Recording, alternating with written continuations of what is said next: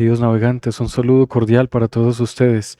Bienvenidos a Navegando en la Palabra, un espacio para meditar en las lecturas que nos propone la liturgia de la Iglesia para cada día.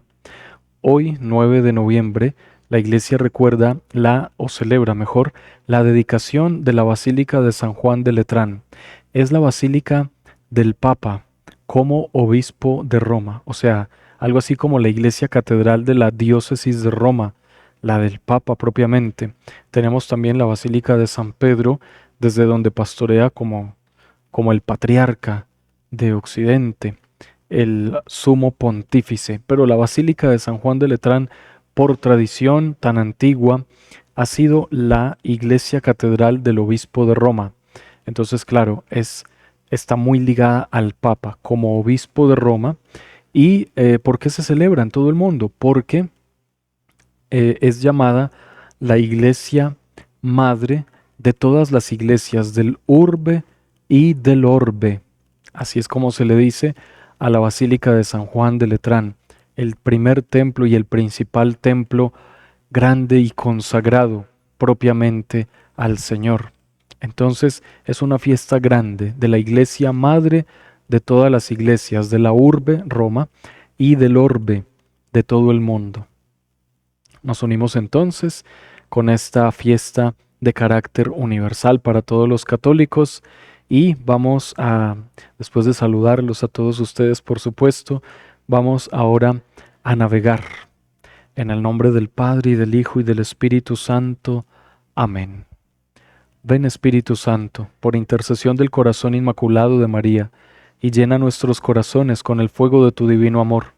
Envía tu Espíritu, Señor, y se renovará la faz de la tierra.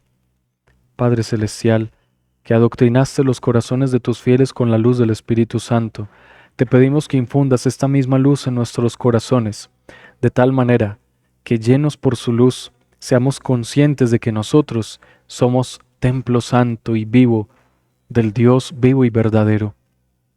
Te dirigimos hoy alabanza con el Salmo 43. El correr de las acequias alegra la ciudad de Dios, el Altísimo consagra su morada. Dios es nuestro refugio y nuestra fuerza, poderoso defensor en el peligro. Por eso no tememos, aunque tiemble la tierra y los montes se desplomen en el mar. El correr de las acequias alegra la ciudad de Dios, el Altísimo consagra su morada. Teniendo a Dios en medio no vacila, Dios la socorre al despuntar la aurora. El Señor de los ejércitos está con nosotros, nuestro alcázar es el Dios de Jacob. Venid a ver las obras del Señor, las maravillas que hace en la tierra. Pone fin a la guerra hasta el extremo del orbe. Gloria al Padre y al Hijo y al Espíritu Santo, como era en el principio, ahora y siempre, por los siglos de los siglos. Amén. Mis queridos hermanos, esta fiesta tiene dos opciones de lectura. La primera opción de lectura del profeta Ezequiel 47 es la visión del templo del cual brota un manantial, y por donde pasa este manantial todo cobra vida. Esta lectura la meditamos no hace mucho en una festividad que tuvimos también recientemente. Por eso voy a tomar la segunda opción de la primera carta del apóstol San Pablo a los Corintios, capítulo 3, versículos 9 al 11 y 16 al 17.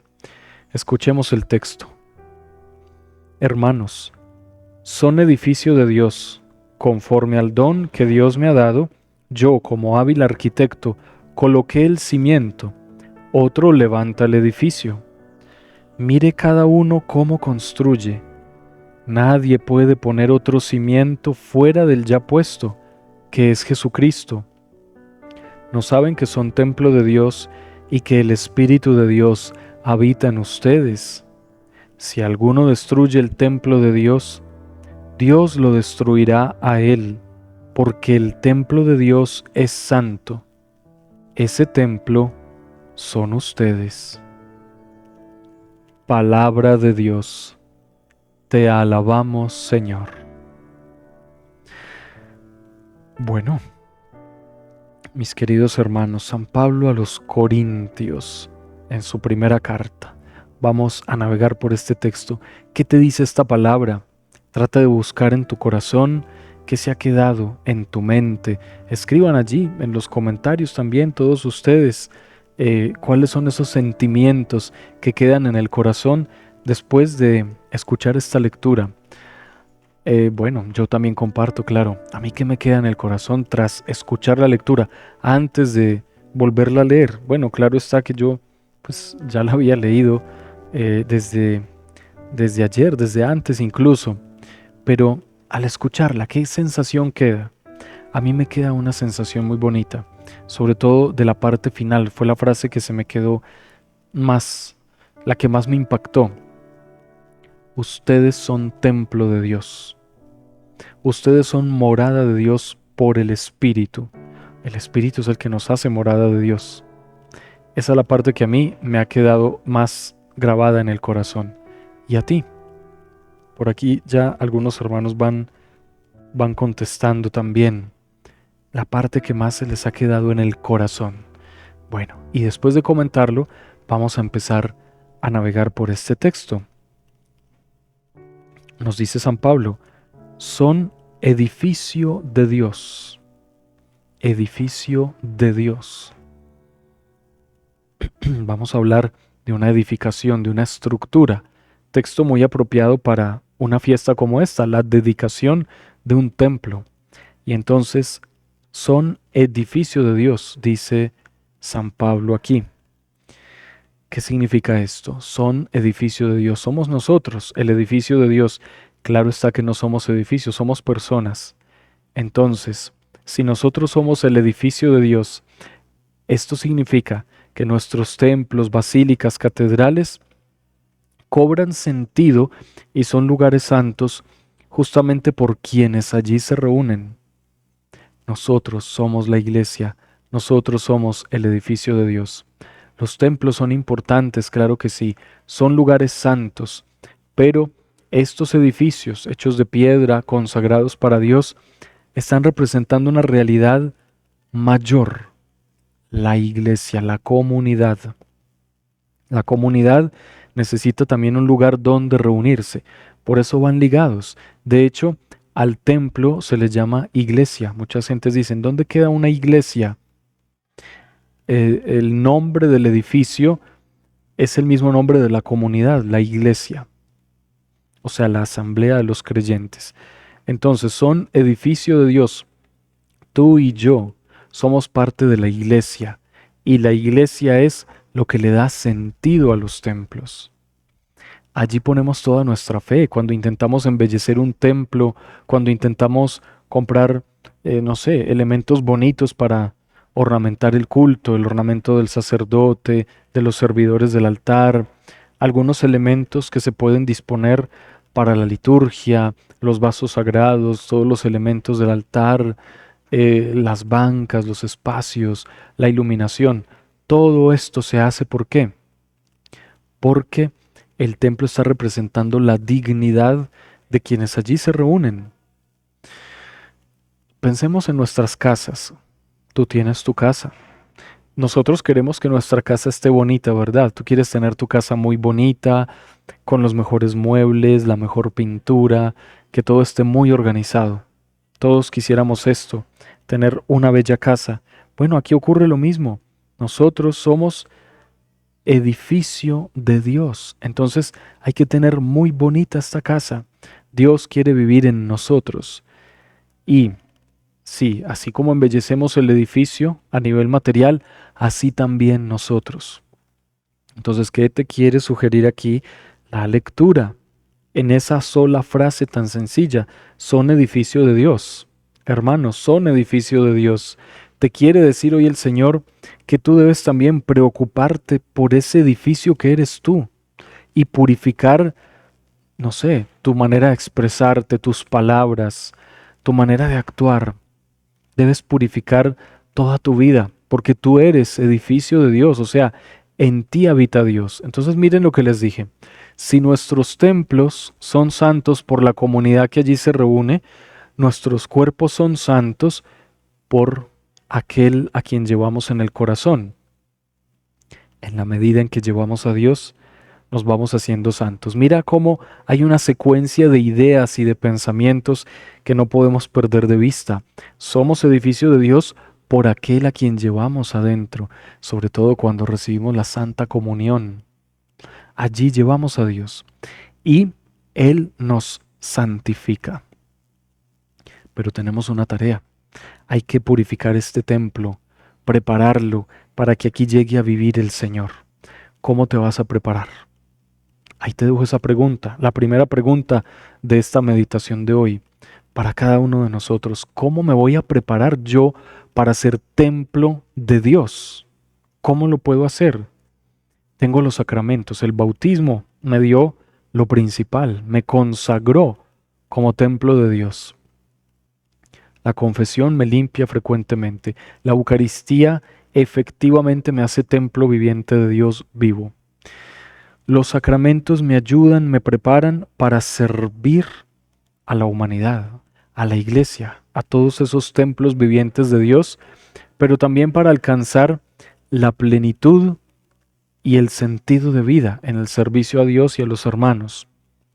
Luego también tenemos las obras de misericordia.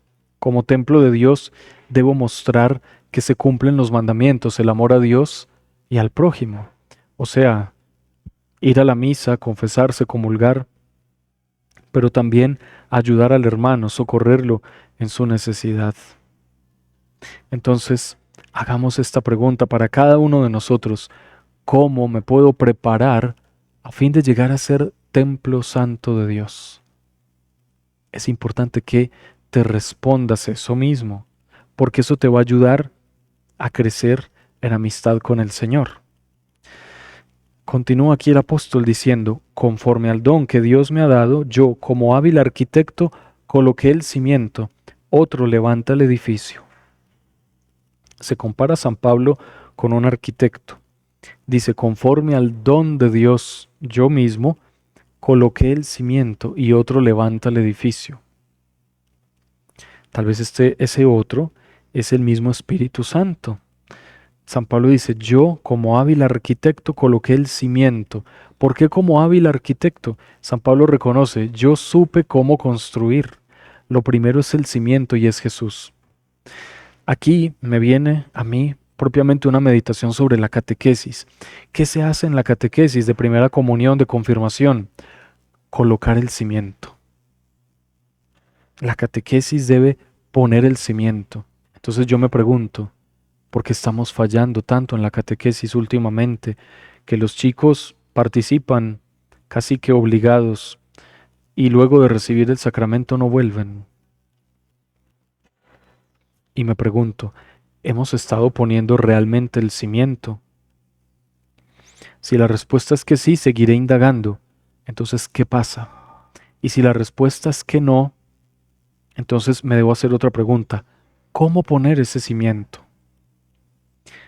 Personalmente, yo pienso que en cada lugar pasan cosas diferentes. Entonces no podemos generalizar a la iglesia, pero sí te puedo decir que la catequesis actualmente necesita un nuevo impulso, una renovación, y necesita sobre todo de personas muy capacitadas para que sepan poner el cimiento. Yo lo hablo desde mi perspectiva como sacerdote, es lo que se me ocurre, pero a ti se te puede estar ocurriendo otra cosa. Tú pones el cimiento y el cimiento es Jesucristo. Por ejemplo, con tus hijos o familiares, tú pones allí el cimiento de la fe. Ese cimiento es Jesús. Si tú quieres ser hábil arquitecto, arquitecta, debes poner este cimiento y no otro. Mira lo que dice después San Pablo. Mire cada uno cómo construye. Nadie puede poner otro cimiento fuera del ya puesto, que es Jesucristo. Fuera del ya puesto. Tal vez San Pablo se refiere a las iglesias que él va fundando y entonces dice, se pone como fundamento a Jesús. Nadie puede llegar a cambiar el fundamento para hacer otra cosa, porque entonces deja de ser lo que es. Si a la iglesia le quitamos a Jesús, ya no es la iglesia. Es esto lo que San Pablo quiere decirle a los corintios en esta carta. Miren, hay un cimiento y es Jesús. Si otra persona viene a cambiarles este cimiento, cuidado, porque va a acabar con todo. El cimiento es muy importante. Voy a decir otra palabra, es como la esencia. Aquí cuando San Pablo habla del cimiento de la fe o de la iglesia, está hablando de la esencia. Y lo esencial en la iglesia es Cristo Jesús.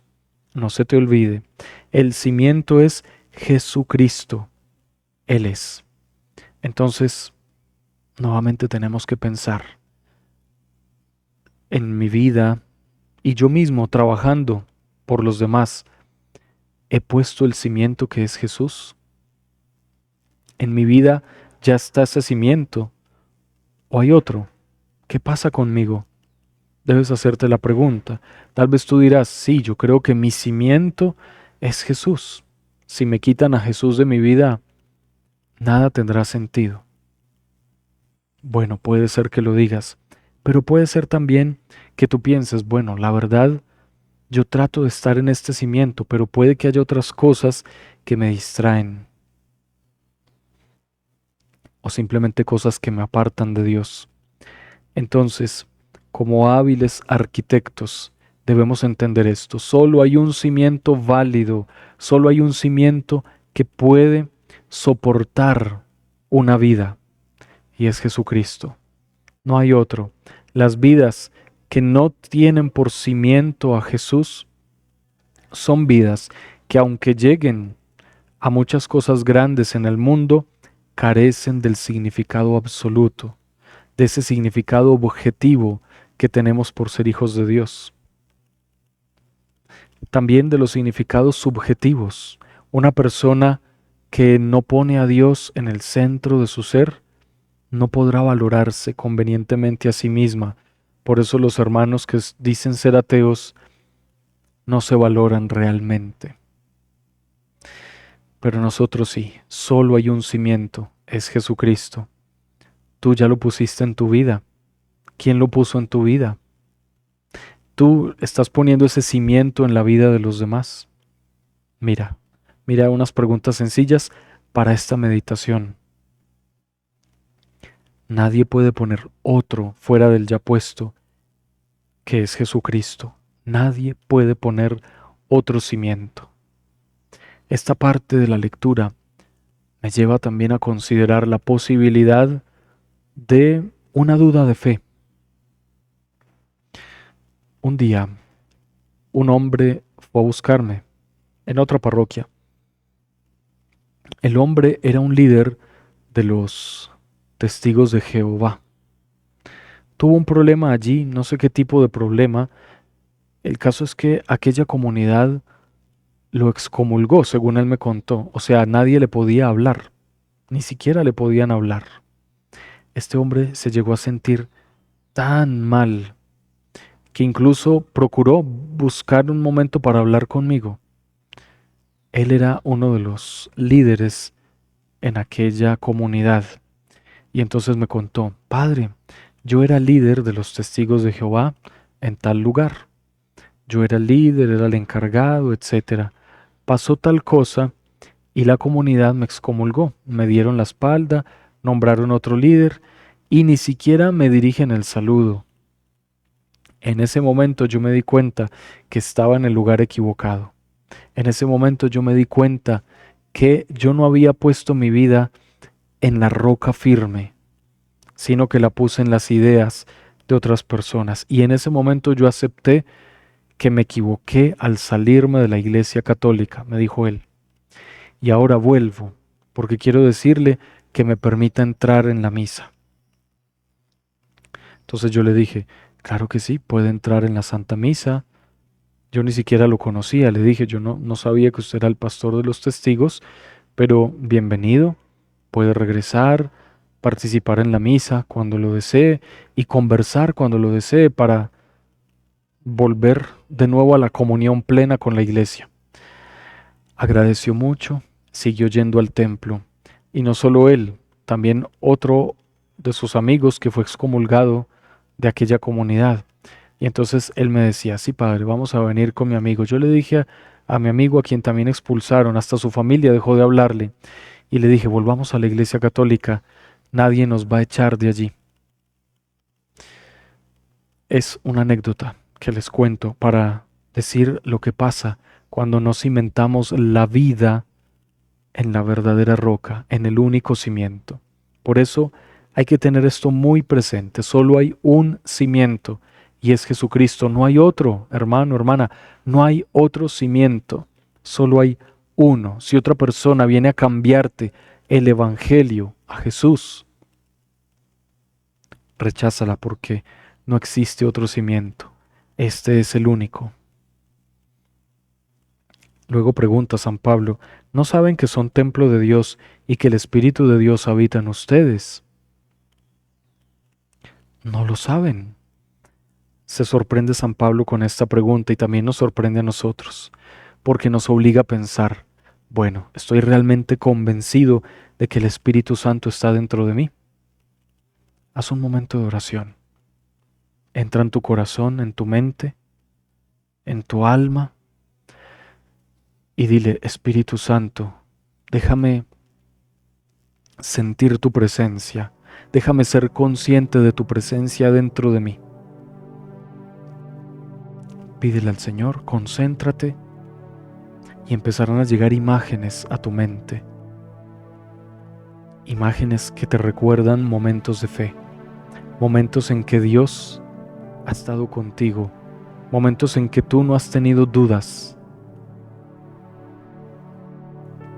Ese es el Espíritu Santo que está dentro de ti. Siempre acude cuando tú lo llamas para hablar contigo y ayudarte a entrar en el cielo. Entonces, por eso la pregunta, ¿no saben que son templo santo de Dios y que el Espíritu de Dios habita en ustedes? ¿No sabían que dentro de ustedes está Dios? ¿Y por qué lo pregunta así San Pablo? Bueno, vienen hablando del cimiento que es Jesús y por eso les pregunto, ¿ustedes acaso no se dan cuenta que dentro de ustedes está Dios? ¿Cómo debe ser su comportamiento? ¿Cómo debe ser su testimonio, su entrega a Cristo?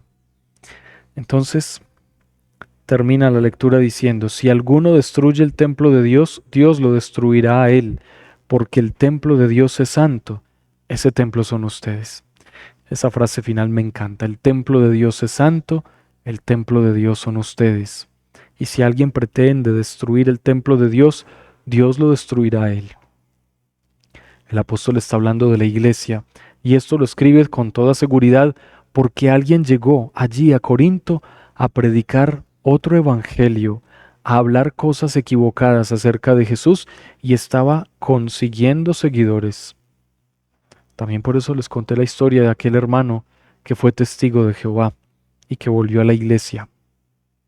También, si alguien pretende destruir el templo de Dios, Dios lo destruirá a él.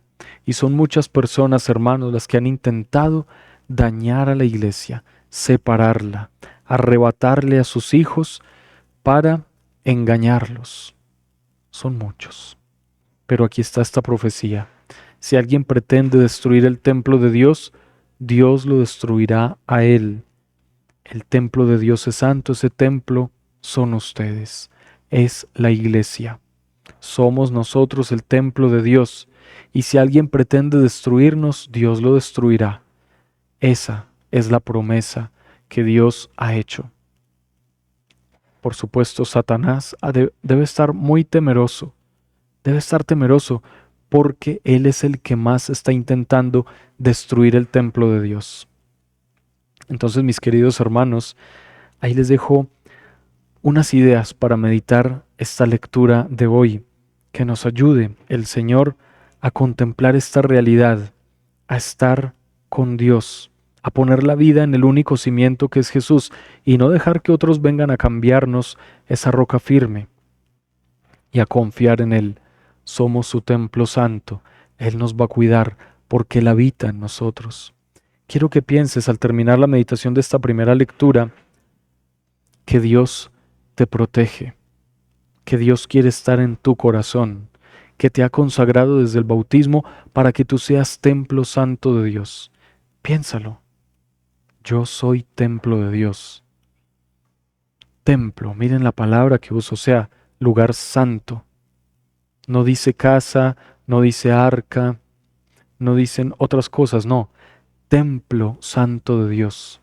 Es decir, que nosotros debemos tener la santidad de aquel que habita en el alma, Jesús. Bueno, Dios nuestro Señor. Miren lo bonito. Dile al Señor entonces, gracias Señor por esta lectura preciosa que me ayuda a recordar que yo soy tu templo santo y que me motiva a luchar para guardar esa santidad y esa dignidad para ti. Ahora vamos a pasar al Evangelio. Según San Juan, capítulo 2, versículos 13 al 22. Se acercaba la Pascua de los judíos y Jesús subió a Jerusalén y encontró en el templo a los vendedores de bueyes, ovejas y palomas y a los cambistas sentados, y haciendo un azote de cordeles, los echó a todos del templo, ovejas y bueyes, y a los cambistas les esparció las monedas y les volcó las mesas, y a los que vendían palomas les dijo: quiten esto de aquí, no conviertan en un mercado la casa de mi Padre. Sus discípulos se acordaron de lo que está escrito: el celo de tu casa me devora.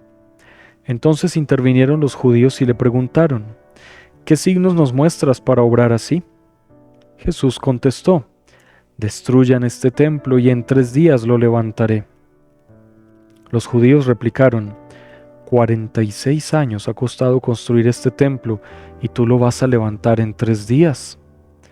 Pero él hablaba del templo de su cuerpo, y cuando resucitó de entre los muertos, los discípulos se acordaron de que lo había dicho, y dieron fe a la Escritura y a la palabra que había dicho Jesús.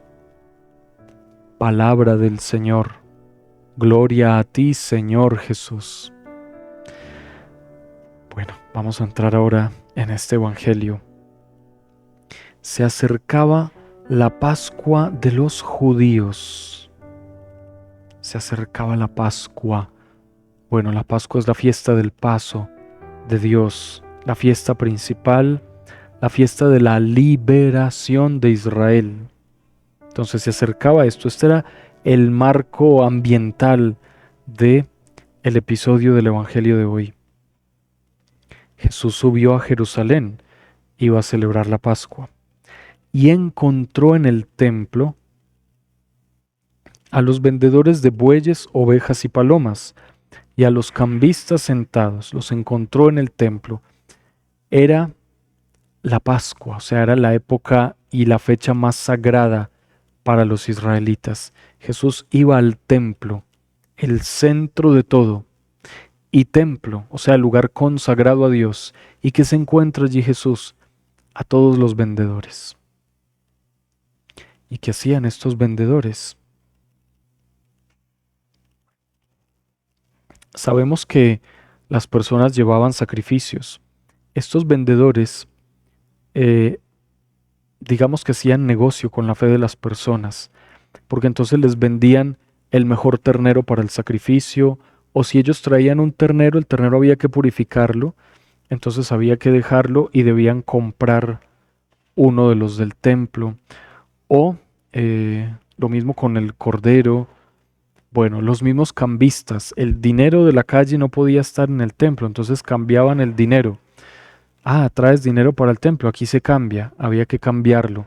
Tú dabas el dinero que traías y te daban un dinero bendito, tal vez, algo así.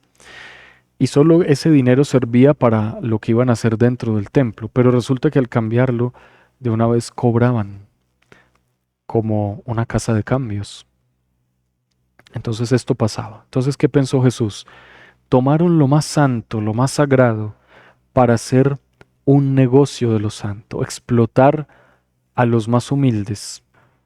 Tomaron esto para hacer negocio. Ese es el pecado de toda religión. Tomar lo santo para negociar. Y es a veces difícil porque a veces las pastorales se sostienen de las mismas limosnas de oración. el estipendio de una Eucaristía, la ofrenda que se da por una misa plurintencional, o por oraciones, o para que te inscriban en la lista de tal oración. Esto se hace normalmente. Entonces, ¿qué es lo que nos enseña Jesús? A orar por todos independientemente del tema de las ofrendas. El que quiera dar, dará. El que no quiere o no puede, pues que no lo haga, pero igual se le tiene en cuenta. Pero más allá de todo esto, me refiero al negocio manipulando a las personas. Entonces era la Pascua, el día sagrado, pero el Señor va al templo, el lugar santo, y descubre tal situación. Algunas personas tomando la fe de la gente y dañando o manchando la santidad del templo con la usura. Una cosa es lo justo, un diezmo, que den una ofrenda, pero aquí lo que había era otra cosa, era usura, un negocio abiertamente. Entonces mancharon. Imagínense, cambiaban el dinero en la entrada del templo porque era un dinero manchado y en el templo solo se podía usar el dinero bendecido del templo. Imagínense, hacían esto, pero no se daban cuenta que con esa misma actitud terminaban manchando el templo de Dios y la fe. Nos puede pasar a nosotros en cualquier momento, tratando de organizar las cosas y los asuntos temporales de la fe, pues tal vez podemos equivocarnos. Por eso hasta este punto hay que pedir al Señor que la fe siempre se viva de la manera más pura, más verdadera, más auténtica, sin nada que ver con la deformación del dinero. Son necesarias las ofrendas y los estipendios, pero las autoridades se reúnen para delimitar lo justo. Luego vienen las donaciones voluntarias, los diezmos. Todo esto debe emplearse en el objetivo de la evangelización o de las ayudas al prójimo. Es lo que quiso decir Jesús cuando tomó estos cordeles y expulsó a todos esos vendedores y cambistas. Tomó unos cordeles y los apóstoles se acordaron de aquella frase: el celo de tu casa me devora. Quiten esto de aquí, no conviertan la casa de mi Padre en un mercado o en una cueva de ladrones o cueva de bandidos, también hay otra traducción. Quiten esto de aquí. Miren la actitud de Jesús y su acción lleno de ira. El celo de tu casa me devora. Entonces, el templo de Dios, la iglesia, el edificio santo, representa la comunidad, pero también miren lo que nos acaba de mostrar aquí el Señor, el celo de tu casa. Esa casa también está representando al jefe, al dueño de casa, no solo a la comunidad, sino a Dios. Mira lo bonita esta enseñanza del Evangelio. En la primera lectura somos nosotros ese templo. El edificio santo es el lugar donde se reúne la comunidad creyente. Pero nosotros somos templo de Dios también. Y lo que nos hace templos santos es el que se reúne. Los que se reúnen allí, la iglesia, hacen de la iglesia el lugar santo. Pero quienes se reúnen, quien entra, en el corazón, Él es el que nos hace santos a nosotros, los templos vivientes. Y entonces es donde viene esta idea: el celo de tu casa me devora.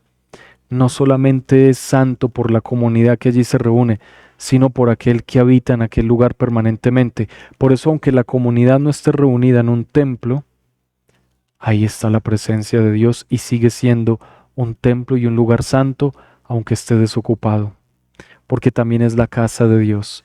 Lo mismo nosotros, Dios está allí y por eso le pertenecemos a Él, porque si está en el corazón, somos de Él, le pertenecemos, porque llegó al corazón, a ese lugar central y esencial. Por eso es tan bonito ver a Jesús expulsando a estos vendedores, es decir, limpiando el templo, como alejando de tu vida todo lo que te daña. Imagínate a Jesús que llega, conoce tu vida y que hace que muchas personas malvadas se alejen de tu camino, porque quiere purificarte, quiere que seas un templo santo. Luego viene el signo: destruyan este templo y en 3 días lo levantaré. Y ellos replican: en 46 años se construyó esto, ¿cómo pretendes hacerlo tú en 3 días? Pero él se refería al templo de su cuerpo. Miren que la misma palabra nos está comparando el templo con el cuerpo, con esta dignidad. Y entonces destruyan este templo, en 3 días lo levantaré. ¿Cuál es la autoridad?, le preguntaron. ¿Con qué autoridad expulsas a esta gente? Por eso les dijo: miren, la resurrección, destruyan este templo, yo en 3 días lo levantaré. Es el signo de su gran autoridad. La resurrección le dio sentido a todo lo que Jesús enseñó, porque se ratificó como Dios. Solo Dios puede volver a la vida y tener una vida eterna. Ese es Jesús. Entonces, qué bonito recorrido por este tema del templo. Somos nosotros, el templo santo de Dios. Somos nosotros, los elegidos para que Dios habite en nosotros y a través de nosotros para que Dios habite en el mundo. Dios no ha querido estar solamente allí fuera, sino en nosotros y donde estamos reunidos. Recuerda, donde 2 o más se reúnen, allí estoy yo para orar. Y en mi nombre, allí estoy yo en medio de ellos. Entonces mira, allí donde se reúnen, ahí está Jesús, ahí está el templo. Y quiero decirte, para terminar nuestro viaje de hoy, que allí donde tú estás, allí debe estar Dios, porque tú eres el templo de Dios. ¿De qué manera tú estás llevando la presencia de Dios a otros? Quien se encuentra contigo se siente como que ha entrado en un templo. Quien se encuentra contigo de alguna manera siente que algo cambió. Cambió el ambiente, el entorno, el semblante, las palabras. O quien se encuentra contigo siente: llegó el pecado, llegó la maldad. Que allí donde tú estés, todos puedan sentir la santidad de Dios. Hermanos, ha sido un viaje muy bonito, unas lecturas muy bellas que a mí me dejan lleno de amor a Dios y lleno del amor de Dios, lleno de autoestima, con el deseo de luchar todos los días por ser templo santo de Dios. Espero que tú tengas esos mismos sentimientos y vamos a luchar. Somos navegantes de la palabra, por lo tanto, todos los días vamos a luchar para ser un digno templo para Dios y que allí donde estemos, todos reconozcan: aquí está la presencia de Dios. Gracias a todos. Puedes prolongar tu meditación con ayuda de estos textos y de este video, devolverlo para escuchar alguna aclaración, hacer tu propia meditación. Escríbenos, déjanos en los comentarios del video tu meditación, tu sensación, tus comentarios acerca de esta palabra. Dale like y comparte con todos los contactos, así ayudas a difundir la palabra de Dios. Yo los bendigo y le pido al Señor que los llene de mucho amor, que los llene de Él, que nos ayude a todos a ser verdaderos templos vivientes del Dios vivo. En el nombre del Padre y del Hijo y del Espíritu Santo. Amén. Dios con nosotros.